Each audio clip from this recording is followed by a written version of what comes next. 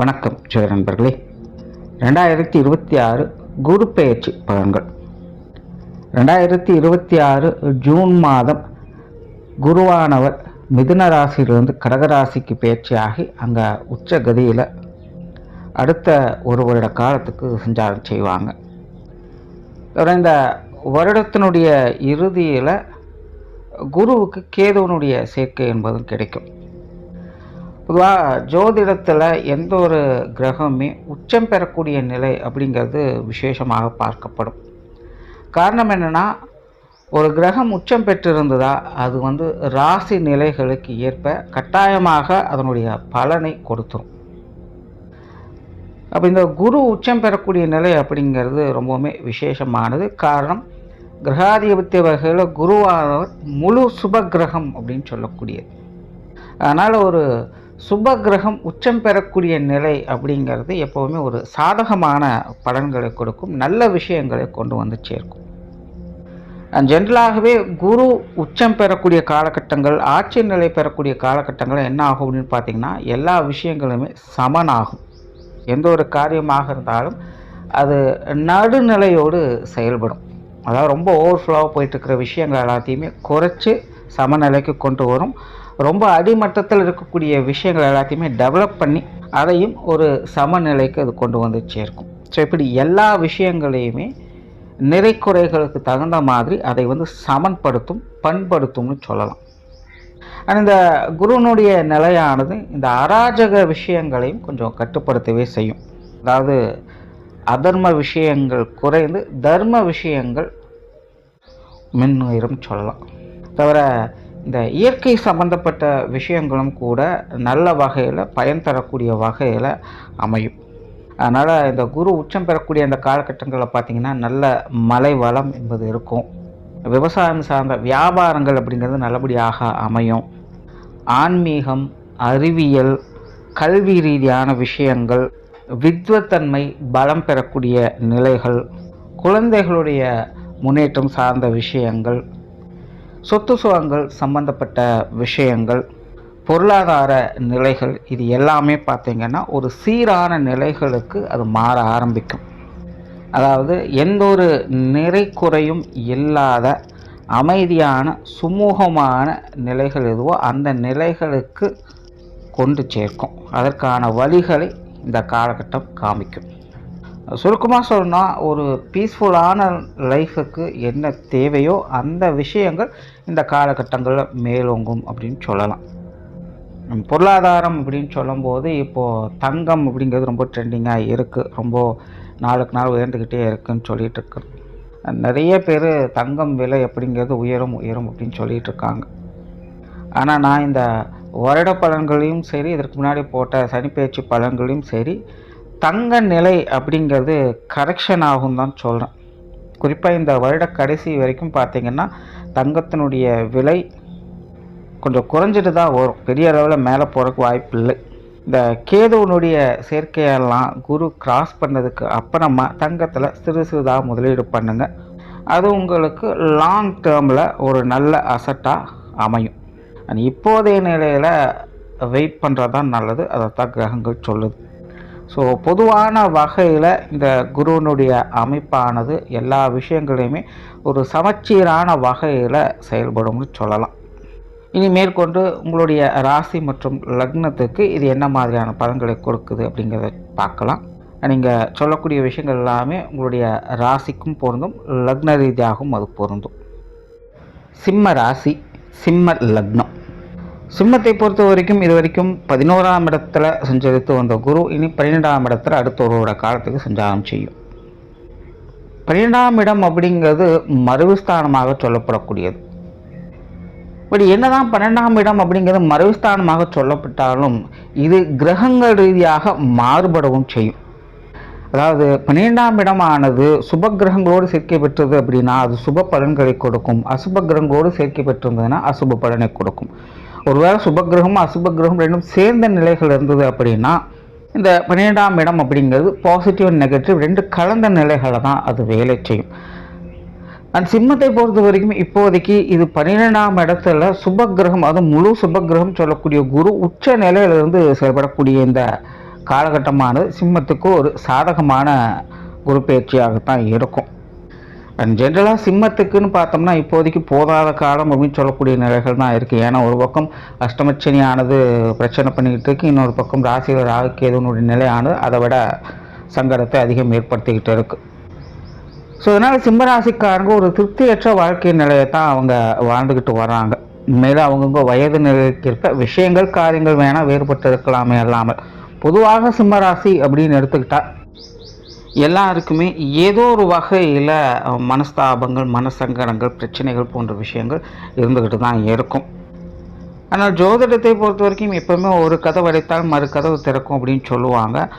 அப்படி தான் சிம்மராசிக்கு எந்த அளவுக்கு இந்த அசுப கிரகங்கள் வலிமையோடு செயல்படுதோ அதே அளவுக்கு சுப கிரகங்களும் உங்களுக்கு வலிமையோடு செயல்பட்டு தான் இருக்குது. அதனால தான் சிம்மராசி சிம்ம லக்னக்காரங்களுக்கெல்லாம் பார்த்திங்கன்னா அது முழுமையாக பிரச்சனை அப்படின்னு சொல்கிறதுக்கு இல்லை. அதாவது கஷ்டப்பட்டுக்கிட்டு தான் இருக்காங்க. அதுக்காக கஷ்டம் மட்டுமே வாழ்க்கை அப்படின்னு சொல்லக்கூடிய விஷயங்கள் இல்லாமல் அப்பப்போ சில நல்ல விஷயங்களும் முன்னிட்டு தரக்கூடிய அமைப்புகளும் அவங்க பார்த்துக்கிட்டு தான் இருக்காங்க. இதுக்கு காரணம் இந்த சுப கிரகங்களுடைய சாதகமான நிலைகள் தான். ஸோ இந்த குரு பயிற்சியும் சிம்மராசி சிம்ம லக்னத்தை பொறுத்த வரைக்கும் கிட்டத்தட்ட அப்படித்தான் அமைஞ்சிருக்கு. ஸோ 12ஆம் இடத்துல குரு அமருது, அது உச்சம் பெற்ற நிலைகள் அமருது அப்படிங்கும் பொழுது அது சிம்மத்துக்கு ரொம்ப வலுவான நிலைகளாக தான் செயல்படும். உண்மையிலே இந்த சனியினுடைய தொந்தரவு, ராகுகேதுக்களுடைய தொந்தரவுகளாக இல்லை அப்படின்னா சிம்மராசி சிம்ம லக்னக்காரங்க ரொம்பவுமே ஒரு கம்ஃபர்ட் ஜோனில் இருப்பாங்க, ஒரு சுமூகமான நிம்மதியான வாழ்க்கை நிலையை பெறுவாங்க அப்படின்னு சொல்லிடலாம். இப்போவும் அதுக்கெல்லாம் எந்த ஒரு குறைச்சலும் இல்லை. ஸோ 12ஆம் இடத்துல குரு வர்றதுனால ஒரு பீஸ்ஃபுல்லான லைஃப் அப்படிங்கிறது கேரண்டி தான். பட் அதே நேரம் இந்த சனி ராகுகேதுக்களுடைய தொந்தரவு ஒரு பக்கம் இருக்கிறதுனால ஒரு பக்கம் பீஸ்ஃபுல்லான லைஃப்பையும் பார்ப்பீங்க, இன்னொரு பக்கம் சில சங்கடம் தரக்கூடிய நிலைகளையும் பார்ப்பீங்க. அதனால் சிம்மராசி சிம்ம லக்னத்தை பொறுத்த வரைக்கும் இந்த குரு பயிற்சி அப்படிங்கிறது ஒரு நல்ல மாற்றம் தான், ஆனால் பெரிய மாற்றம் இல்லை. வாழ்க்கையில் ரொம்ப ஸ்ட்ரகிள் ஆக வேண்டிய அவசியம் இருக்காது. அந்த மனக்குழப்பங்கள், மன சஞ்சலங்கள் போன்ற விஷயங்கள்லாம் பெருசாக இருக்காது. ரொம்ப ரிஸ்க் எடுக்கக்கூடிய விஷயங்கள்லாம் எதுவும் இருக்காது. எதாக இருந்தாலும் பீஸ்ஃபுல்லாக டீல் பண்ணிப்பீங்க. குறிப்பாக விட்டு பிடிக்கக்கூடிய தன்மை அப்படிங்கிறது அதிகரிக்கும். கிட்டத்தட்ட அமைதி விரும்பிகள் போல் செயல்பட ஆரம்பிச்சிடுவாங்க. அதுவே உங்களுக்கு பெரிய பலமாகவும் அமையும். அதே போல் பெரிய அளவில் எதிர்ப்புகள் அப்படிங்கிறதும் இந்த காலகட்டங்களில் இருக்காது. ஸோ மனோபலமும் மனோ தைரியமும் இந்த காலகட்டங்களில் அதிகரிக்கவே செய்யும். ஏற்கனவே இந்த அஷ்டமச்சனியினால் மனசில் ஒரு இனம் புரியாத பயம் பதற்றம் இருந்துக்கிட்டு தான் இருக்கும். இப்போ இந்த குருவினுடைய மாற்றம் அந்த விஷயங்களுக்கு மருந்தாக அமையும். அதே போல் சிம்மராசி சிம்ம லக்னக்காரங்களுக்கெல்லாம் இந்த காலகட்டங்களில் சில தவிர்க்க முடியாத பிரயாணங்கள் அல்லது இடமாற்றங்கள் போன்ற விஷயங்கள்லாம் அமையும். அது எல்லாமே உங்களுக்கு பக்கபலமாக இருக்கக்கூடிய விஷயங்களாக மாறும். நல்ல முன்னேற்றம் தரக்கூடிய நிலைகள் இந்த விஷயங்களில் பார்க்கலாம்.